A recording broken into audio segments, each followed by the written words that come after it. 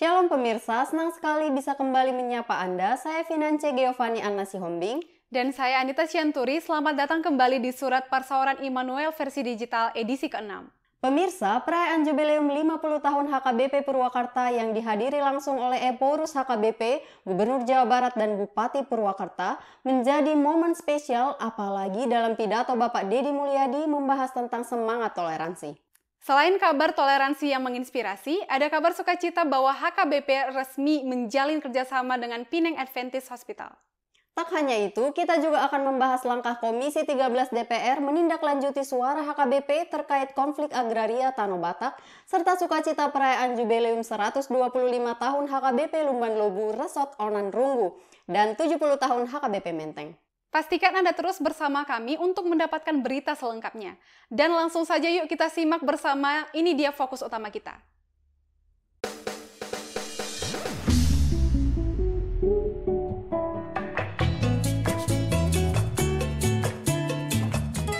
Di tengah perdebatan sengit tentang toleransi di Indonesia, Deddy Mulyadi, Gubernur Jawa Barat, angkat bicara. Hal itu disuarakannya di tengah sukacita perayaan jubileum ke-50 Gereja HKBP Purwakarta, Minggu 12 Oktober 2025. Pernyataan Gubernur Deddy Mulyadi yang juga hadir bersama Bupati Purwakarta Saiful Bahri bin Zain menjadi angin segar bagi isu kerukunan antar umat beragama di Indonesia. Eporus HKBP Pendeta Dr. Victor Tinambunan menyambut kehadiran Kang Deddy Mulyadi di HKBP Purwakarta ditandai dengan penyematan ulos kehormatan. Gestur ini adalah simbol sinergi, pengakuan gereja atas peran penting pemimpin daerah dalam menjaga kerukunan dan bukti perhatian pemimpin terhadap keberagaman, sebuah contoh nyata yang sangat dibutuhkan Indonesia saat ini. Sayangnya, realitas pahit kerukunan kembali mencuat sehari sebelumnya. Dari Palembang, muncul berita penolakan keras dari ratusan warga, tokoh agama, hingga MUI kecamatan terhadap pembangunan gereja HKBP di Jakabaring. Warga beralasan lokasi pembangunan yang berada di tanah Pemprov Sumsel hanya dihuni mayoritas Muslim, bahkan diklaim 100%. Di Jawa Barat sendiri, data mencatat setidaknya 8 kasus intoleransi sepanjang tahun 2025, perusakan rumah retret di Sukabumi, hingga penolakan gereja di Depok. Namun setidaknya KDM tidak tinggal diam. Bersama dengan Kanwil HAM Jawa Barat, FKUB, MUI, Preses HKBP Pendeta Nexon Simajuntak, KDM menyiapkan langkah strategis untuk menciptakan kerukunan umat beragama dengan memfasilitasi kerja-kerja elemen organisasi lintas agama seperti MUI Jabar dan FKUB Jabar.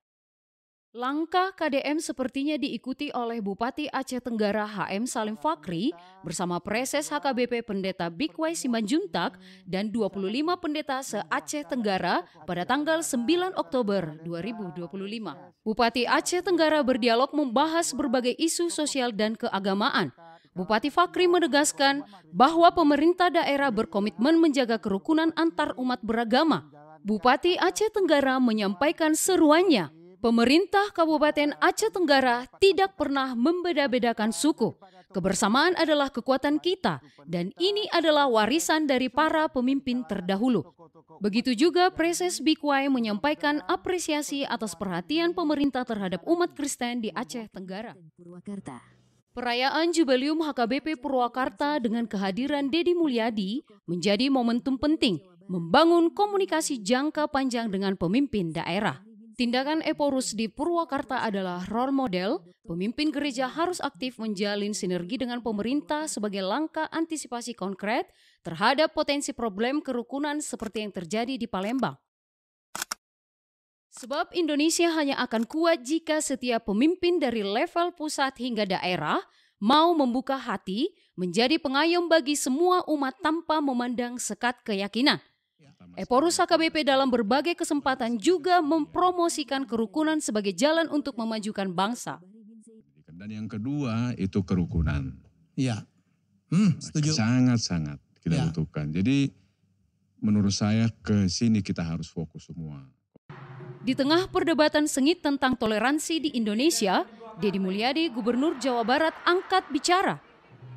Hal itu disuarakannya di tengah sukacita perayaan jubileum ke-50 Gereja HKBP Purwakarta, Minggu 12 Oktober 2025. Biarkan cara beribadah ritual kita berbeda, tetapi ada rumah yang ada dalam jiwa kita, di mana Tuhan akan bersenyawa dalam relung hati kita tanpa membedakan siapa.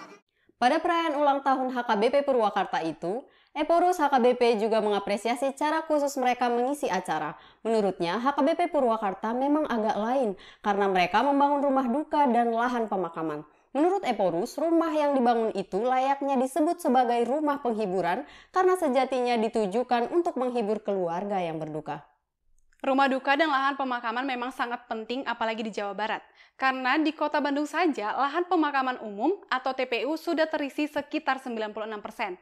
Bahkan pemerintah kota memberlakukan sistem makam tumpang. Eporus HKBP bersama Ketua Pelaksana Pesta Jubileum 50 tahun HKBP Purwakarta menandatangani prasasti peresmian gedung dan lahan di hadapan seluruh jemaat dan para pelayan HKBP yang hadir. Nah, saya jadi merasa bangga loh dibuat Kang Deddy Mulyadi, karena ia sangat banyak mengapresiasi budaya Batak saat hadir di HKBP Purwakarta. KDM menyoroti bagaimana orang Batak sangat menjaga identitas dan budayanya dimanapun dia berada. Nah, kami dari redaksi mengucapkan selamat jubileum ke-50 untuk HKBP Purwakarta, kiranya menjadi terang Kristus di tengah dunia dalam hidup bertoleransi.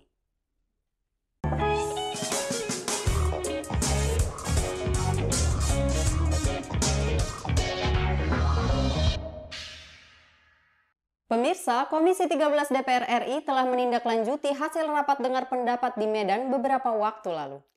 Ya, rapat tersebut membahas konflik agraria antara masyarakat dan pihak perusahaan di Tanah Batak. Dalam kesempatan itu, Eporus HKBP Pendeta Dr. Victor Tinambunan menyuarakan harapan agar pemerintah tegas menegakkan keadilan dan menutup PT TPL. Dan kini, Komisi 13 DPR merespon masukan tersebut dengan membentuk panitia khusus agraria serta mendorong pembentukan tim pencari fakta untuk melihat langsung situasi di lapangan. Langkah ini menjadi sinyal positif bahwa suara gereja terutama dari HKBP turut berperan mendorong keadilan sosial dan keberpihakan kepada masyarakat kecil. HKBP sendiri berkomitmen untuk terus mengawal proses ini dengan doa dan dukungan moral agar penyelesaian konflik tanah dapat berlangsung adil dan damai. Selain itu, Bapak Kepala Departemen Koinonia HKBP, yaitu Pendeta Dr. Deonal Sinaga, baru saja menghadiri perayaan Pesta Gotilon di HKBP Yogyakarta. Di samping itu, Jemaat HKBP Lumban Lobu Resort Onan Runggu juga baru saja merayakan Pesta Jubileum 125 tahun. Perayaan ini dihadiri langsung oleh Preses Distrik 2 Silindung, Bapak Pendeta Donald Sianturi, Bupati Tamanuli Utara, dan berlangsung dengan penuh sukacita. Luar biasa, 125 tahun menjadi bukti kesetiaan dan kasih Tuhan yang tak pernah berakhir. Sementara itu, HKBP Menteng juga sedang bersukacita. Mereka baru saja merayakan ulang tahun ke-70. Perayaan ini dihadiri langsung oleh Eporus HKBP. Nah, sebagai salah satu gereja tertua di ibu kota, HKBP Menteng terus melayani dengan semangat kebersamaan lintas generasi. Semoga HKBP Menteng semakin maju dan tetap jadi terang di tengah masyarakat.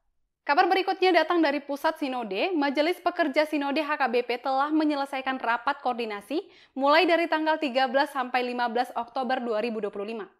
Rapat ini membahas evaluasi pelayanan serta rencana penguatan jemaat di tahun mendatang. Langkah ini menunjukkan semangat HKBP untuk terus melayani dengan tanggung jawab dan keterbukaan. Kabar baik lainnya datang dari bidang kesehatan. HKBP resmi menjalin kerjasama dengan Penang Adventist Hospital Malaysia sejak tanggal 27 Agustus 2025 yang disahkan langsung oleh Eporus HKBP dengan perwakilan rumah sakit. Selain kerjasama antar instansi, kerjasama ini juga akan memberikan manfaat pelayanan kesehatan bagi para pelayan dan seluruh warga jemaat HKBP yang berobat ke rumah sakit Penang Adventist. Warga jemaat HKBP yang berobat akan mendapat diskon biaya perawatan, mendapat layanan prioritas, serta program pemeriksaan kesehatan rutin. Diskon 5% untuk seluruh layanan jasa, obat, rawat inap, dan biaya lainnya, seperti penyakit kronis atau akut, operasi elektif, obstetri, pemeriksaan kesehatan gigi, kecuali kemoterapi, cuci darah, dan lain-lain. Bagi jemaat yang membutuhkan perawatan medis di Malaysia, boleh membawa surat keterangan anggota jemaat HKBP dan akta baptisnya ke Rumah Sakit Penang Adventist. Salam, nama saya Yosafat Lubis. Keluhan saya datang berobat ke rumah sakit yang saya percayai, yang saya cintai, rumah sakit Adventist. Karena dari dulu saya sudah berobat dari sini, jadi saya kena diabetes dan saya berobat dengan Dr. Murli bagian operation. Saya operasi kaki sebelah kiri, pemotongan kaki sebelah kiri untuk mencegah jangan merambatnya diabetes. Dengan adanya hubungan yang baik antara gereja Adventist sama AKBP, saya cuma menunjukkan surat keterangan dari gereja AKBP Resort Medan Selatan kepada rumah sakit Adventist sehingga saya mendapatkan diskon. Terima kasih rumah sakit Adventist. Dan saya akan berjanji membawa famili saya berobat selesai saya sehat. Saya akan membawa famili saya berobat jantung, batuk, dan lain-lainnya. Semoga kita menjadi sehat di rumah sakit Adventist. Adventist memang good.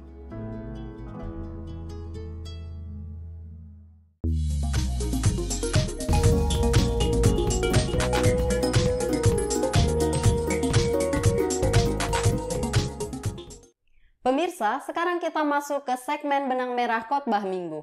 Telah terhubung bersama kita Amang Pendeta yang akan memaparkan kepada kita. Shalom Amang. Shalom. Topik untuk minggu ini adalah Aku telah melihat Allah. Dalam bahasa Batak, nungatakas huidabu hini di Batak. Firman Tuhan untuk minggu ini diambil dari Kejadian 32 ayat yang ke-22 hingga ayat yang ke-32.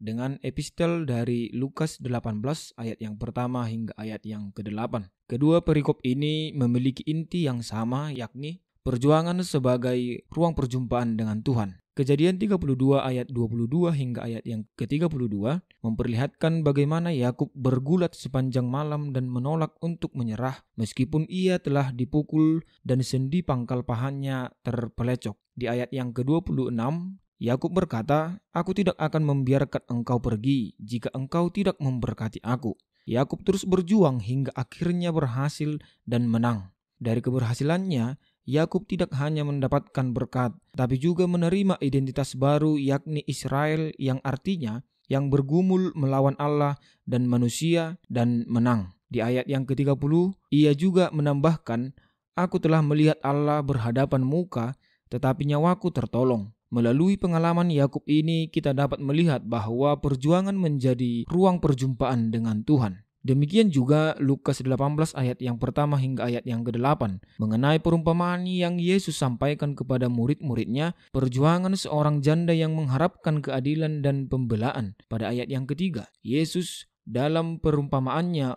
memilih sosok janda, sosok yang paling rentan, tanpa status atau kuasa, melawan seorang hakim yang digambarkan sebagai pribadi yang tidak takut akan Allah dan tidak menghormati siapapun pada ayat yang kedua. Dengan keterbatasannya, janda itu terus berjuang dengan datang berulang kali, tidak pernah menyerah, sampai hakim itu bersedia menolong dengan berkata, "Karena janda ini menyusahkan aku, baiklah aku membenarkan dia, supaya jangan terus saja ia datang dan akhirnya menyerang aku." Perumpamaan ini disampaikan agar murid-muridnya tidak jemu-jemu berdoa, sehingga kita dapat melihat bahwa keadilan yang diperoleh oleh janda tersebut merupakan jawaban doa dan perjumpaan dengan Tuhan.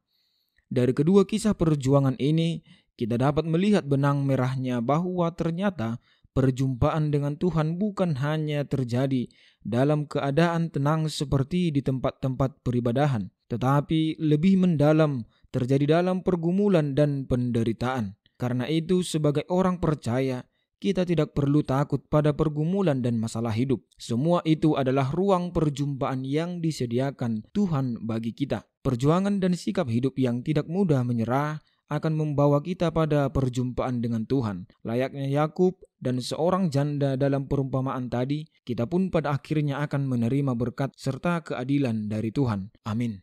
Baiklah pemirsa, sebelum kita menutup perjumpaan hari ini, kita punya sesuatu yang spesial untuk Anda. Kita akan melihat kemeriahan Pesta Jubileum 50 tahun HKBP Purwakarta. Berikut tayangannya.